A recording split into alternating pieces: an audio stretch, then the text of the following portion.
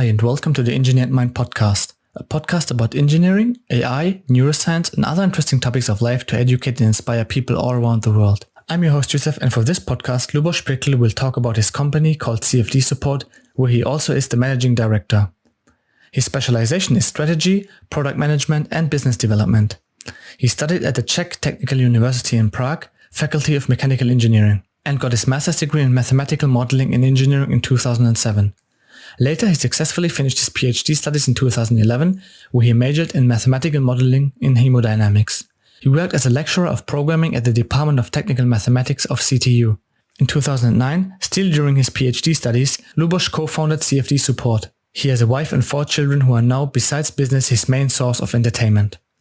And now, ladies and gentlemen, have fun and happy learning with Luboš Pirkl. It's a pleasure to have you on my podcast. So what we will start with is, can you give us a little bit of background? How did you come up with the idea of creating or founding CFDSupport? Okay, hello, Josef. It's my pleasure being here, and thank you for having me in your show. What do I do? It's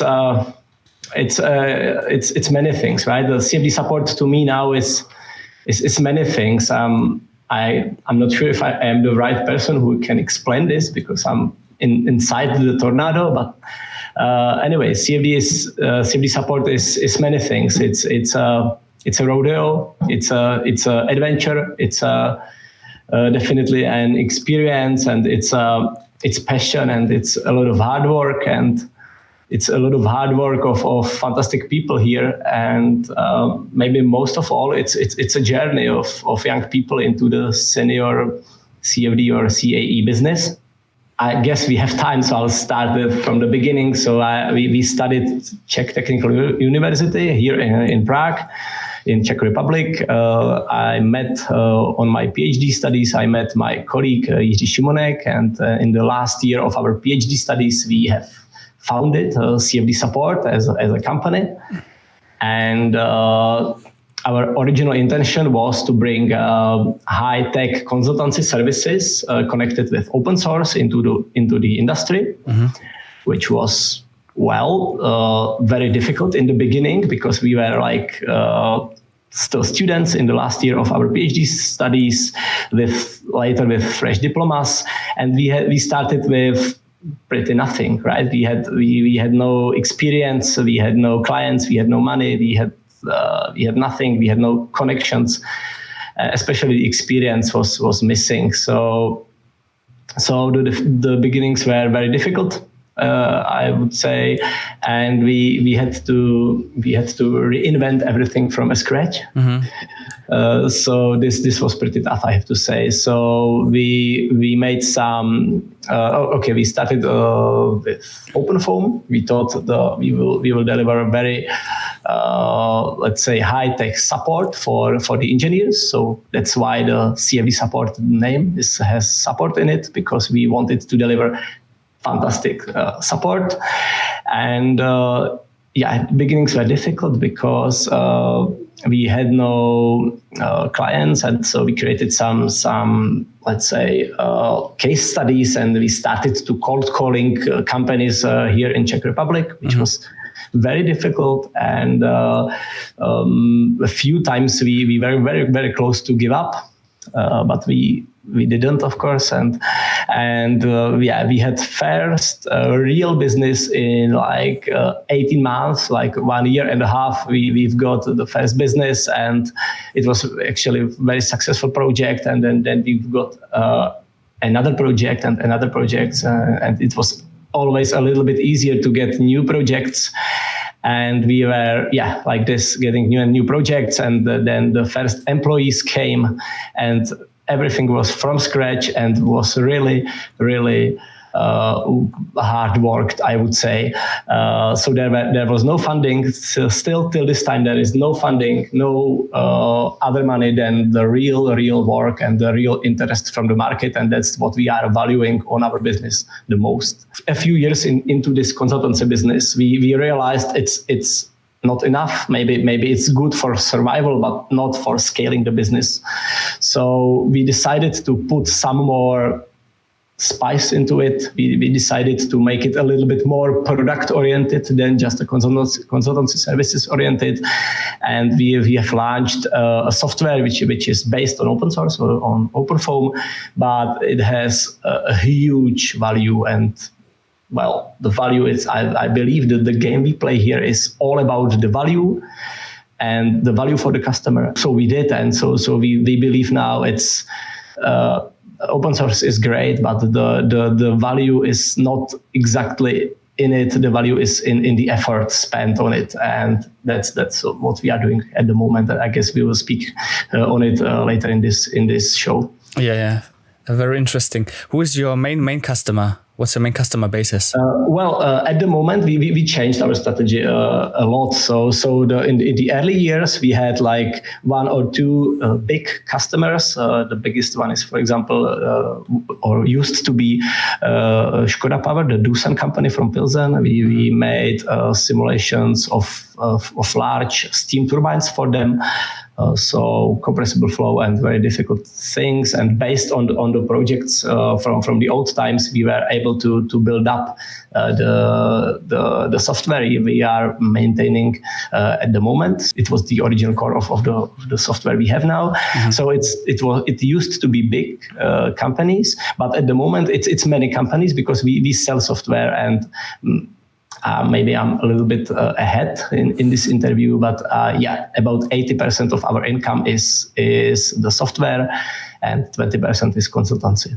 So 80-20 principle also applies in your business. Yes, exactly. Yeah, very funny, but it's everywhere, also in our business. Would you say that your business model changed over time? It's exactly the point I just made, right? We started as a consultancy business. Yeah. On open source, because we thought that like us, everybody knows open source, everybody knows how to compile it, recompile it, and implement new functions and new solvers and new boundary conditions and new libraries and everything. But we realized that that's not the case, that people are likely to pay a little bit more for a ready-made software. Mm-hmm. And so it's been 10 years ago, right? It was 2009, right? So now it's 2020. So it's been 10 years. And also the interest of the market changed a lot. There are many trends, all these democratizations and optimization and automation of everything. And also there are many requests about the complexity of everything. The codes are getting integrated into the bigger units, and the CAE services are much more complex. Mm-hmm. Can you walk us through the components that you offer? For instance, you have TCFD, TOpt, and so on, fluid structure interaction. Okay. This is what are you pointing at is our new system we are going to deliver to the market. It's not in the market at the moment, so we wanted to make I would call it preheat of the market. So we announced already what's going on, what's going to happen. But I would say I would rather speak about our flagship product, which is TCFD. It used to be Turbo Machinery CFD. We later rebranded it to TCFD, which is a CFD code, which is based on open source. It's based on OpenFOAM, and it used to be a code specialized for turbo machinery simulations, but we have very successfully what had worked so well in turbo machinery works also very well in normal aerodynamics. So we have extended it to many other applications. So it's not turbo anymore. So that's why we changed the name, because it's definitely not a turbo machinery code anymore. It's for many other simulations and applications. And that's CFD. And this is the point. We later realized that we need to add, we need to integrate much more things to cover much more value for the engineers. So we have added a new verticals, new plugins, and we are going to rename the project again. It will be TCAE from the next month, or maybe from June, because it's being developed, but it works already. We are finishing the latest tests at the moment. So it will be a set of plugins. So it will be a simulation environment. So it will not be just a CFD code anymore. It will be a simulation environment. There will be structural analysis, like finite elements. There will be CFD, and there will be other plugins specialized for example, CAD and pre-processing, for meshing, and maybe in the future for the optimization, or let's say to be able to run DOE, design of experiment, like many runs based on the user's let's say pre-assumptions. And the new plugins will be added for sure. So it will be a system, right? Because we believe that only nowadays only a system can make it and can survive. Mm-hmm. Yeah. Interesting. What I know from your from the CFD support team is that you use the graphical user interface of Paraview. Is that correct?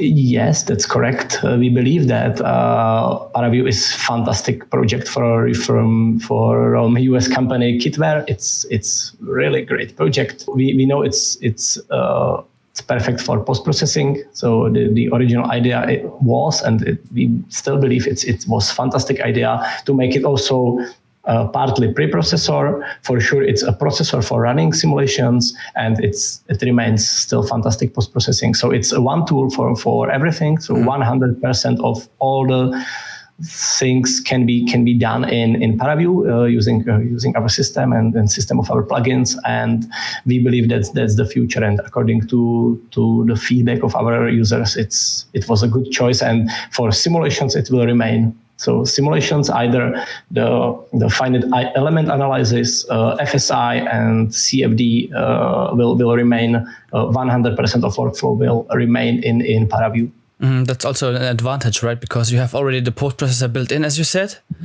So after running the results, you can immediately use Paraview, the graphical user interface. Yeah, exactly. Everything is there. So you will, well, let's say with all the projects, you can just open the Paraview one time, and you can do everything in single one environment. And that's it. So you do not need to use many little pieces of software from everywhere. So that's a big advantage, and it's already. It's all the same point we are pointing at. It's ready-made for professional simulations in the industry. Let's say I want to be a customer from you. How does the licensing or like the payment works? Is it like annual or? Yeah. Again, we made some development in this. We thought we will be unique and original, but later we became very close to what's standard in the market. So we are selling for the automation tool. We are selling the licenses, either annual or perpetual licenses. Okay. So it's very close what you can see at other standard let's say CFD or CAE code providers. So obviously you're working very hard to make your project running and improving your project. What would you say is the limitation of TCFD or TCAE? Its limitation is definitely it's always focused. It's always focused on particular applications, right? So that it's always per applications. We don't believe that any CFD or any CAE code can do everything, or that anybody can do anything or whatever. We believe it has to be focused. So we go application per application, right? So we always focus on one application. We harvest everything what we can do, all the know-how, everything, all the setup, the possibilities, the what the market in that particular application is used to do, what the users are used to do, what the engineers are used to do. We harvest it completely, and then we say, okay, this plugin is confirmed that it's perfect. So like pumps and other stuff. So we go per application. So back to your question, the biggest limitation of TCFD or now TCAE is it's only it's best, I would say it's best for several applications. So it's definitely not a general purpose code. It's a focused code. I see. Get it.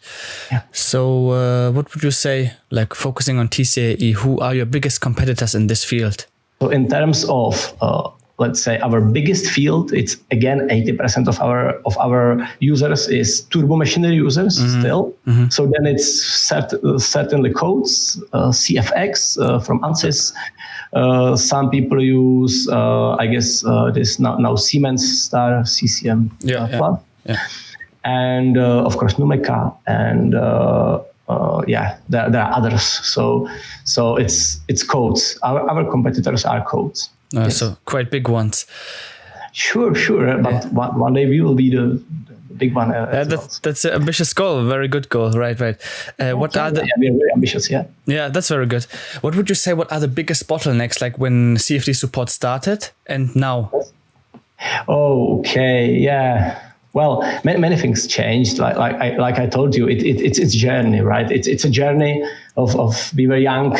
I think it's okay. If I should say one thing, it was the experience. Really, the business experience.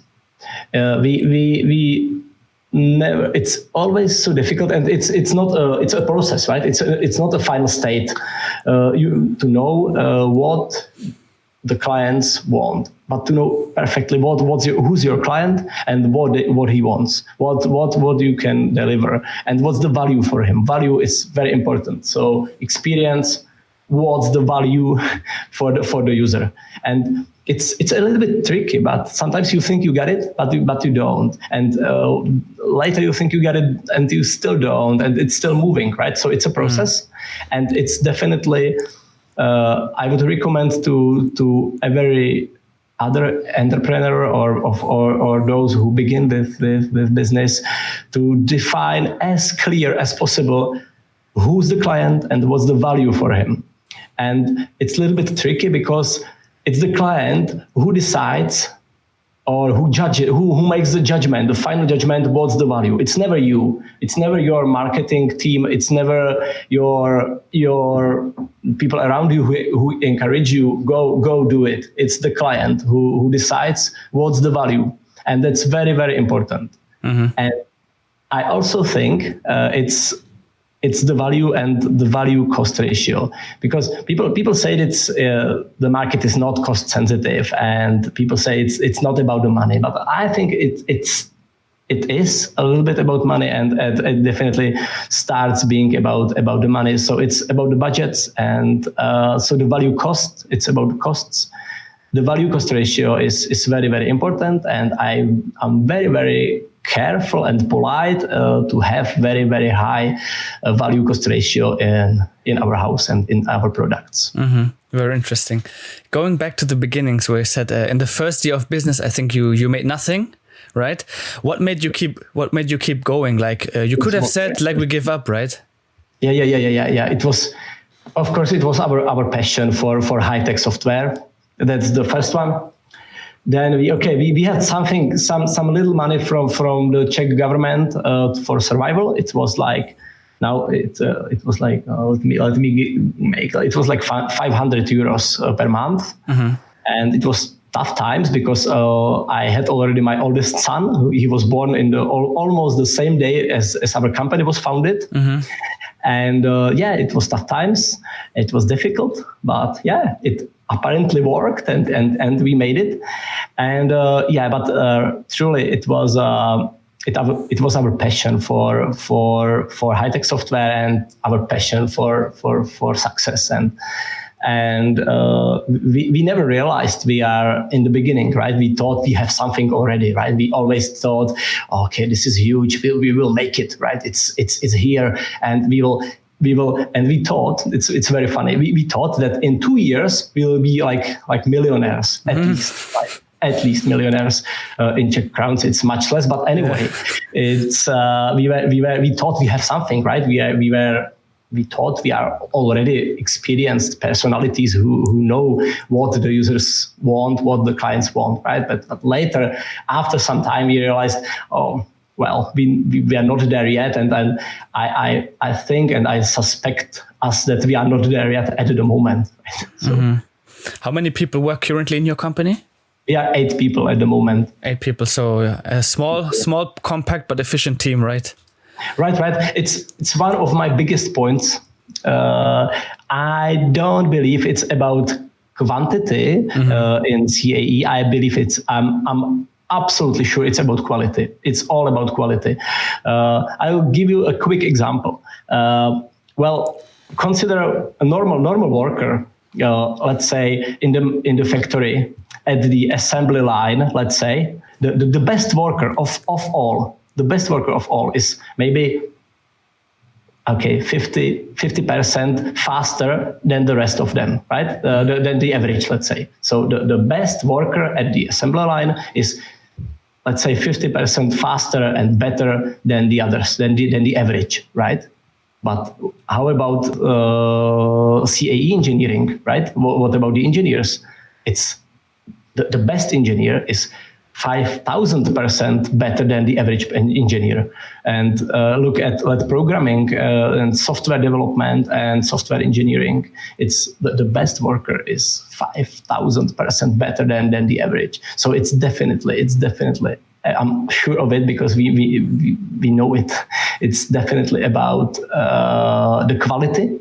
So even very, very small group, efficient group can make miracles compared to a large group with normal people who just, okay, let's try this, and they just Google things and are nowhere. So we definitely believe in a smart small group which is much more efficient than the bigger one.